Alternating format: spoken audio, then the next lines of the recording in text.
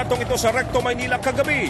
Hindi dahil may taping o shooting ng pelikula, kundi dahil sa lalaking ito na agaw eksena at umakyat sa power station ng LRT. Pero kung may bida, siyempre may kontrabida. Sino kaya ang winner sa kanila? Ang babaeng ito naman ang umeksena sa Pasig. Shoot siya sa creek na ang taas ay 30 feet. Dumaustos daw ang biktima habang sumijingle. Ito pang isang bad trip.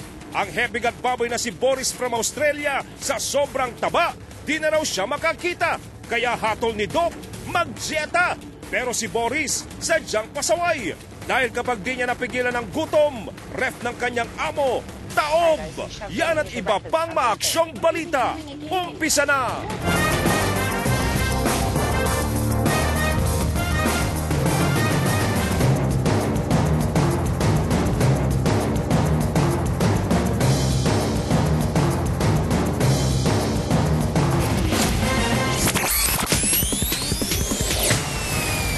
Baby, I love you. Sabi ko, iiwan mo lumuwas dito. 5 taong gulang na batang babae mula Antipolo, panibagong biktima ng dengue. Uri ng lamok na kumagat sa bata, tunay na deadly sabi ng mga doktor.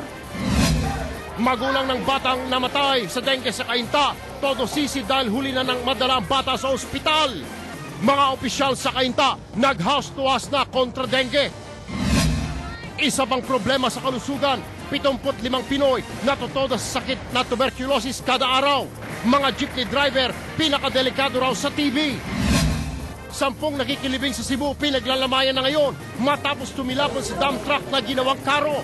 Disgrasya nangyari dahil sinuway raw ang huling habiling ng namatay na lola.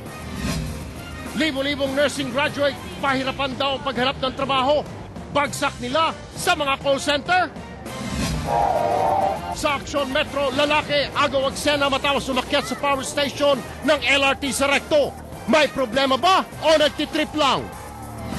Call center agent sa Pasig, shoot sa 30 Talampakang Creek. Biktima nadulas daw dahil sa tawag ng kalikasan.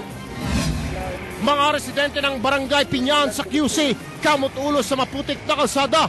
Ang ora mismo nating aksyon sa Video Bandido. At sa showbiz aksyon, Paris Hilton nagbaybay na sa Pinas. Pacman t-shirt, suot sa pag-alis kagabi. Aba partner, parang eksena sa pelikula ang ginawang stunt na isang lalaki nang akyatin niya ang power station ng LRT sa may Recto kagabi. Ginanahan pa raw ang lalaki Erwin nang magkumpulan ang mga usisero. Ang tanong, sa ospital o sa presinto kaya ang ending ni Mr. Instant Stuntman? Alexa Reyes, ikwento mo.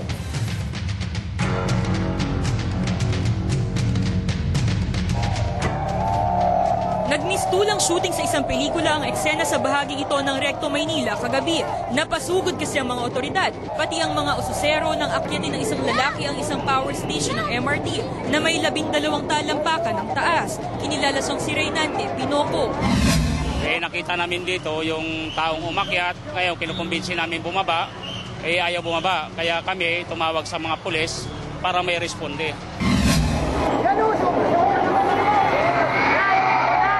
Nang subukang pababain si Pinoco, nanlaban ito gamit ang isang mahabang stick. Ayon sa mga rumespondeng pulis, mukhang may deperensya sa pag-iisip ang lalaki. Tanging pagkain na sigarilyo lang daw kasi ang hiniling nito at mukhang gusto lang daw magpapansin. Gusto niya siguro magpasikat, dumami ng tao na may nagpapalakpak. Ayaw nang pumansin sa mga umaakyat. Kumuha ng yung antena nga, pang-tusok niya, pangamba. Maya-maya pa, muling sinubukang hulihin si Pinoco. At matapos ng 2 oras, naagaw ang armas ni Pinoco at agad siyang pinusasan. Walang ibang nasaktan sa insidente bukod sa kanya na nasugatan sa kaliwang paa. Dinala siya sa ospital para ipagamot at patignan na rin sa psychiatrist. Alexa Reyes, News 5. Sa kalaboso ng presinto, nagpababa ng tama ng alak ang grupo ng mga lasing sa Malabon kagabi. Nauwi kasi sa rambol at hatawan ng pala ang mabote nilang usapan. Ikwento mo, Carlo Castillo. May kasalanan. yan. Joshua, nag-trip kami. Ano nag-trip? Saan nag-trip? Wala naman po kayo nyo, paano nyo malalaman?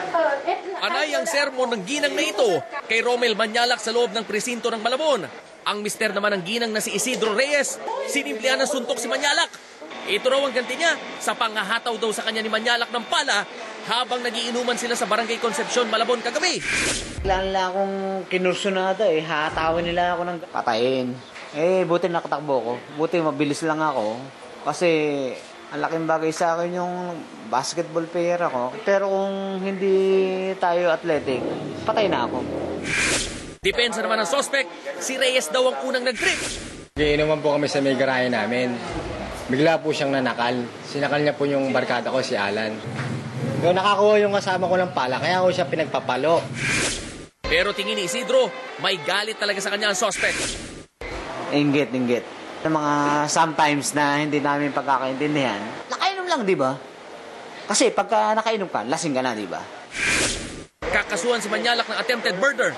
Mensahe naman ng biktima sa mga kainuman. Being is a friend, di ba? Being a friendship lang naman, di ba? Huwag nang dumahas. Carlo Castillo, News 5. Susunod sa aksyong panibagong biktima ng dengue, batang babae, patay sa Antipolo. Lamok na nakadali, malupit daw na klase.